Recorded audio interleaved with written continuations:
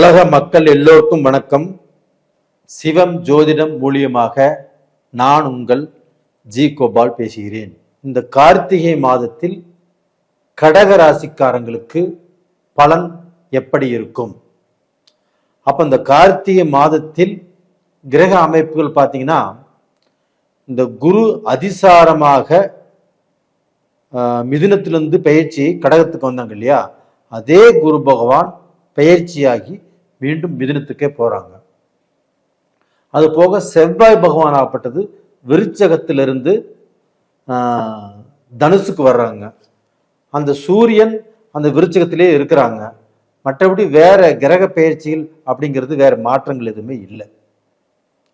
அப்ப இந்த கார்த்திகை மாதத்தில் 2025 இந்த கார்த்திகை மாதத்துடைய பலன் கடக ராசிக்காரங்களுக்கு எப்படி இருக்கும் அப்படின்னா, கடக ராசிக்காரங்களுக்கு முதல் பலனே தன்னுடைய மக்களால்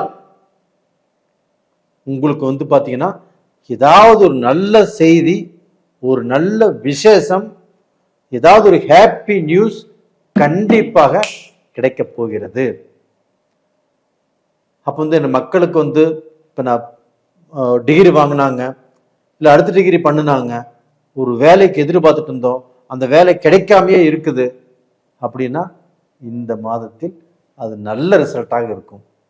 நீங்க ஆசைப்பட்ட உங்களுடைய மனசுக்கு தகுந்த ஒரு வேலையாக கண்டிப்பாக கிடைக்கும். அது போக அவருக்கு கல்யாணம் ஆகலையா, பொண்ணு பார்த்துட்டு இருக்கிறோமா, இந்த டயத்தில் பொண்ணு பாருங்க, கண்டிப்பாக கிடைக்கும். பொண்ணுக்கு மாப்பிள்ளை தேடிட்டு இருக்கிறோம், இந்த பீரியட்ல பாத்தீங்கன்னா உங்களுக்கு கிடைக்குமா? கண்டிப்பாக கிடைக்கும். அப்போ பாத்தீங்கன்னா உங்க பொண்ணுக்கோ பையனுக்கோ சுபகாரியம் சம்பந்தப்பட்ட நல்ல பேச்சுக்கள் பேசக்கூடிய ஒரு நல்ல மாதமாக இருக்கும். அது போக இப்ப நீங்க வெளிநாட்டுக்கு அப்ளை பண்ணியிருக்கிறீங்க, அது இன்னுமே நல்ல விசா கிடைக்கல, அதே சமயத்துல பாத்தீங்கன்னா போவது தடுங்கலாயிட்டே இருக்குது அப்படின்னா இந்த பீரியட்ல நீங்க வெளிநாடு போவதற்குண்டான ஒரு பிராப்தம் கண்டிப்பாக கிடைக்கும். அது லண்டனோ யூஎஸ்ஓவோ எதுவாக இருந்தாலும் சரி, கனடாவோ ஆஸ்திரேலியாவோ எந்த கண்ட்ரியாக இருந்தாலும் சரி, நீங்கள் போவதற்குண்டான பாக்கியம் இந்த மாதத்துல கண்டிப்பா இந்த வாரத்திலே வந்தாலும் வந்துடும். ஒன்றும் ஆச்சரியப்படுறதுக்கு இல்லை. அது போக வெளிநாட்டில் உள்ளவர்கள் உங்களுடைய மக்களை பற்றி எந்த கவலை இருந்தாலும், அவருக்கு தொழில் கிடைக்கல, இல்லை அவங்களுக்கு வருமானம் கிடைக்கல, அவங்க வேலையில மாற்றம் கிடைக்கல, இது மாதிரி வேற இடத்துக்கு அவங்க ப்ரமோஷன் ஆகி போகணும், இது மாதிரி எந்த குறைகள் இருந்தாலும் இந்த பீரியட்ல அந்த குறைகள் எல்லாமே நிவர்த்தியாக போகிறது. அது போக குரு பகவானும் உங்களுடைய கரெக்டா 7ஆம் பார்வையாக அந்த குருவுடைய வீட்டையே பார்க்கறாங்க. அது போக அந்த வீட்டில் செவ்வாய் பகவானும் இருக்கிறாங்க. உங்க ராசிக்கு 5ஆம் இடத்து அதிபதி 6ஆம் இடத்தில் இருக்கிறாங்க. அந்த 6ஆம் இடத்தில் இருக்கக்கூடிய அந்த செவ்வாயை குரு பகவான் 7ஆம் பார்வையாக பார்க்கறாங்க.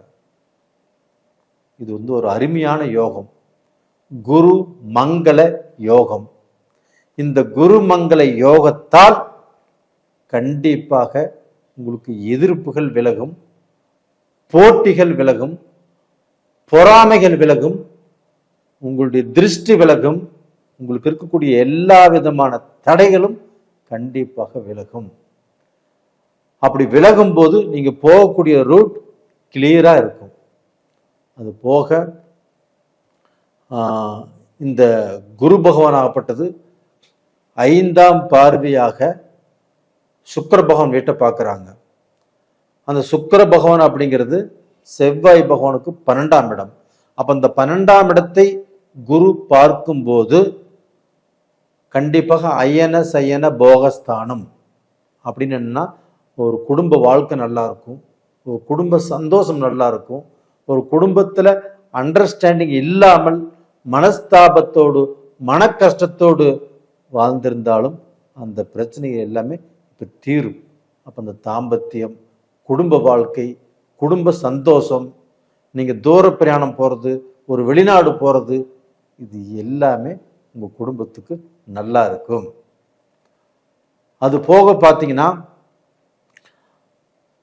உங்களுக்கு பார்த்தீங்கன்னா இப்போ இந்த சுற்றுப்புறம் எதிரிகள் அப்படிங்கிறது எந்த ரூபத்திலையும் உங்களுக்கு தடையாகவே இருக்க மாட்டாங்க. அவங்கனால எந்த பிரச்சனைகளும் வராது. எதிரிகள் உங்களை பார்த்தால் தலை தெரித்து ஓடணும்னு சொல்லுவாங்க இல்லையா, அது மாதிரி நேரம் தான் இது. அப்போ எதிரியோ பகையாளியோ போட்டியோ பொறாமைகளோ கண்டிப்பாக உங்களுக்கு இருக்காது.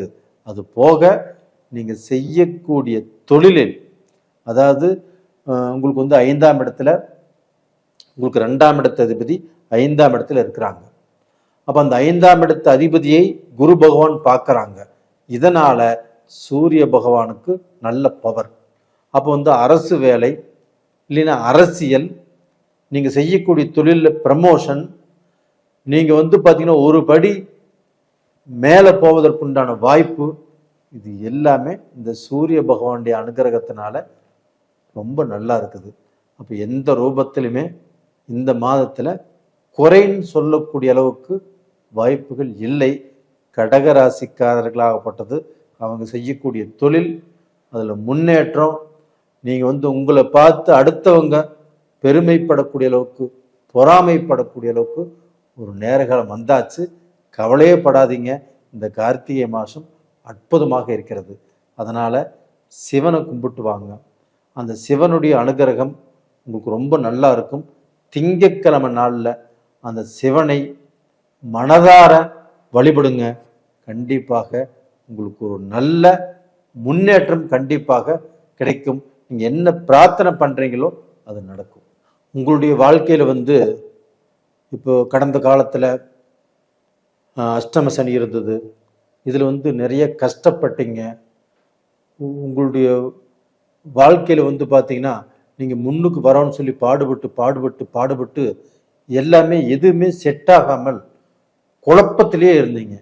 ஏன்டா நமக்கு எதுவுமே நடக்க மாட்டேங்குது, நம்ம எது செஞ்சாலும் வேஸ்டாக போகுது, எது செஞ்சாலும் நம்மளுக்கு சப்போர்ட்டாக இல்லை அப்படின்னு எவ்வளோ வருத்தப்பட்டிருப்பீங்க.